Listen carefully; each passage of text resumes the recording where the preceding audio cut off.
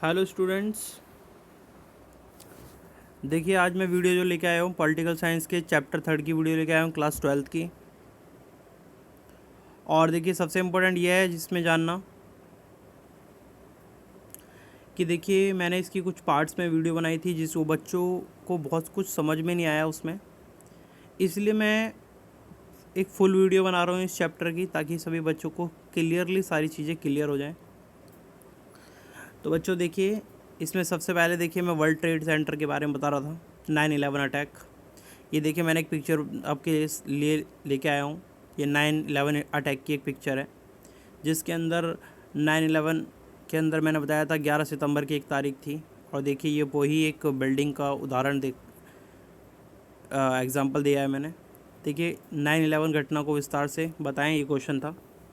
तो सबसे पहले तो 9/11 के बारे में बता दूं, ये तारीख है 11 सितंबर 2001 की, क्योंकि ये एक तारीख है लेकिन ये उल्टी तारीख है। अमेरिका के अंदर जो है जो तारीख होती है वो बाद में लिखी जाती है, जो मंथ होता है वो पहले लिखा जाता है। बस इसलिए थोड़ा सा डिस्टर्ब करता है बच्चों को कि 9/11 क्या है। ये 11 सितंबर की तारीख है, ठीक है। अच्छे, और अब घटना को देखते हैं। घटना क्या थी भाई? घटना थी 11 सितंबर 2001 को, जब अमेरिका में कुछ आतंकवादियों जो है अमेरिका के 4 हवाई जहाज़ों को हाईजैक कर लिया था उन्होंने। और हाईजैक करने के बाद उनमें से 2 हवाई जहाज़ न्यूयॉर्क में स्थित वर्ल्ड ट्रेड सेंटर की दक्षिण टावर से टकराए गए थे। ये देखिए वो एग्जाम्पल मैंने दे दिया इसका, ये रहा। इसके बाद जो तीसरा जो था हवाई जहाज़, वह अमेरिका के रक्षा मंत्रालय पेंटागन पर गिरा दिया गया था।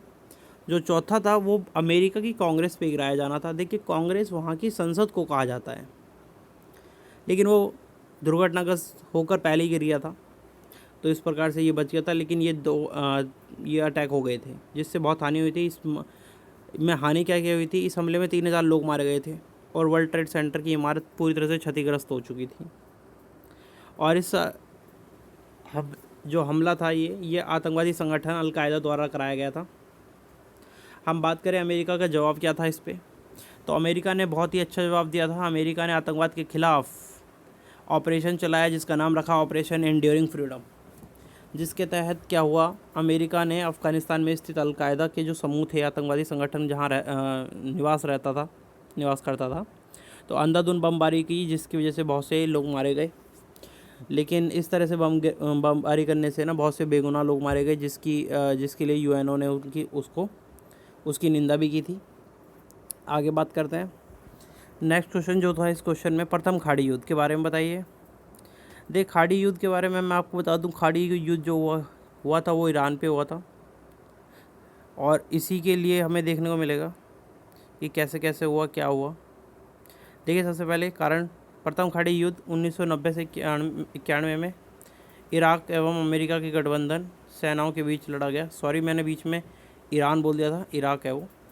तो अगस्त 1990 में इराक के जो तानाशाह थे सद्दाम हुसैन, उनके जो एक पड़ोसी देश था उनका कुवैत, उस पर उन्होंने कब्जा कर लिया था। और इसका जवाब देते हुए कुवैत को स्वतंत्र कराने के लिए अमेरिका ने 34 देशों की संयुक्त एक सेना बनाई जिसमें 6,70,000 लोग थे और इराक पर अटैक कर दिया। जिस अटैक के लिए जो ऑपरेशन चलाया था वो ऑपरेशन डेजर्ट स्टॉर्म था।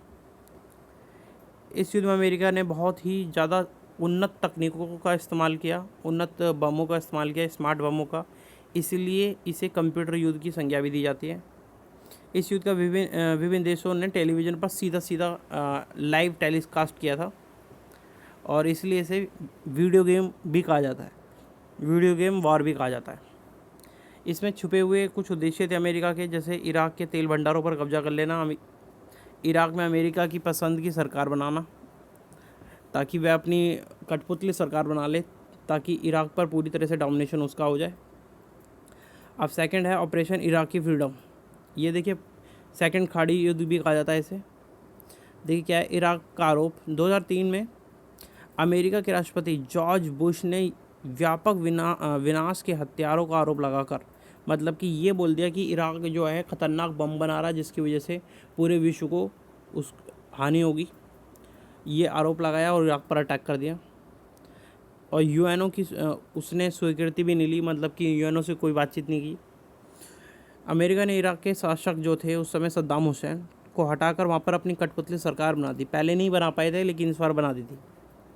और उद्देश्य क्या था, ये जैसे मैंने आपको बता दिया, इराक के पास मौजूद व्यापक विनाशकारी हथियार हैं, इसको नष्ट करना इनका उद्देश्य था। और इराक के तानाशाह सद्दाम हुसैन को मारकर आतंकवाद को नियंत्रित करना, ये उद्देश्य था। लेकिन कुछ छुपे हुए उद्देश्य जो मैंने पहले बताए थे वही है। तेल संसाधन पर कब्जा कर लेना, अमेरिका द्वारा कठपुतली सरकार बना लेना। परिणाम क्या हुआ? परिणाम ये हो कि अमेरिका विश्व स्तर पर पूरी तरह से शक्तिशाली रूप दिखा और उसका वर्चस्व पूरे विश्व पर दिखा। अब नेक्स्ट क्वेश्चन देखिए, अमेरिका के वर्चस्व में आने वाली चुनौतियाँ। पूरे विश्व के अंदर अब एक ही शक्ति रह गई थी अमेरिका, और इसकी चुनौतियाँ इसके सामने अब कौन कौन सी हैं ये देख लीजिए। सबसे पहले उसकी अमेरिका जनता ही सबसे बड़ी चुनौती है, क्योंकि जब भी कुछ अमेरिका इस तरह से कार्य करती है तो अमेरिका की जनता उसे कहती है कि आप गलत कर रहे हो। तो ये एक बहुत बड़ा फ़ायदा है या चुनौती कह सकते हैं। यूएनओ संयुक्त यूनाइटेड नेशनल ऑफ यूएनओ जो है पूरे विश्व के अंदर शांति बनाए रखने के लिए होती है, और इसीलिए अमेरिका के लिए चुनौती भी है। आगे देखिए, नाटो एक संगठन है जो अमेरिका के द्वारा बनाया गया था 1949 में, और ये नाटो भी चुनौती है क्योंकि ये इसके जो सम्मिलित देश हैं ये अमेरिका के खिलाफ बोलते हैं अगर ये कुछ गलत करता है तो। यूरोपीय संघ की बात करें, देखिए मेरे 4th चैप्टर में मैंने यूरोपीय संघ के बारे में विस्तार से बताया हुआ है। आप मेरी वो वीडियो देखने के लिए नीचे डिस्क्रिप्शन में देखिए, वहाँ पे मैंने आपको पूरी लिस्ट दे दी है, तो आप देख सकते हैं। आगे देखिए, यूरोप किस प्रकार से, यूरोप के जो देश हैं वो अमेरिका के खिलाफ बोलते हैं अगर वह वर्चस्व निभाने की सोचता है। आसियान भी यही काम करता है और शार्क भी यही काम करता है। ठीक है बच्चे, अब देखिए इसके अंदर अमेरिका का वर्चस्व कैसे दिखता है। सबसे पहले सैन्य रूप से दिखता है। अमेरिका की वर्तमान शक्ति सबसे बड़ी है, सबसे पहले तो ये जान लीजिए। और क्यों बड़ी है? क्योंकि सबसे ज़्यादा खर्चा ये उसी में करता है। अमेरिका आज विश्व के किसी भी देश को टक्कर दे सकता है, लिखा हुआ है। देखिए इसका अंदाज़ा इसी बात से लगाया जा सकता है कि 12 सर्वाधिक सैन्य खर्च करने वाले देशों में से भी ज़्यादा अकेला अमेरिका खर्च करता है। तो इससे पता चलता है उसकी सेना कितनी खतरनाक होगी। आगे देखिए, ढांचागत स्थित शक्ति में अमेरिका के वर्चस्व में ढांचागत शक्ति का भी एक विशेष योगदान है। अमेरिका विश्व की अर्थव्यवस्था तथा प्रौद्योगिकी के प्रत्येक भाग में विद्यमान है। देखिए उसकी इकोनॉमी और उसकी टेक्नोलॉजी सबसे विद्यमान है। आज पता है पूरा विश्व इंटरनेट यूज़ करता है, तो वो इंटरनेट भी कहीं ना कहीं अमेरिका से ही जुड़ा हुआ है। अमेरिका की विश्व अर्थव्यवस्था में 28% की भागीदारी है, तो ये बहुत बड़ी भागीदारी है। विश्व की 3 अग्रणीय कंपनियों में से एक अमेरिका की कंपनी होती है। आगे देखिए, विश्व के आर्थिक संगठन जैसे विश्व व्यापार संगठन, विश्व बैंक, विश्व मुद्रा कोष पर अमेरिका का प्रभाव स्पष्ट रूप से देखा जा सकता है। तो इस तरह से ये चैप्टर था। बच्चे आप लोगों को ये पसंद आया हो तो बेटे आप सभी लाइक कीजिए, सब्सक्राइब कीजिए और ज़्यादा से ज़्यादा शेयर कीजिए ताकि ये वीडियो और भी ज़रूरतमंदों तक पहुंच सके और 12th में एक अच्छे नंबरों से आप सभी पास हो। धन्यवाद।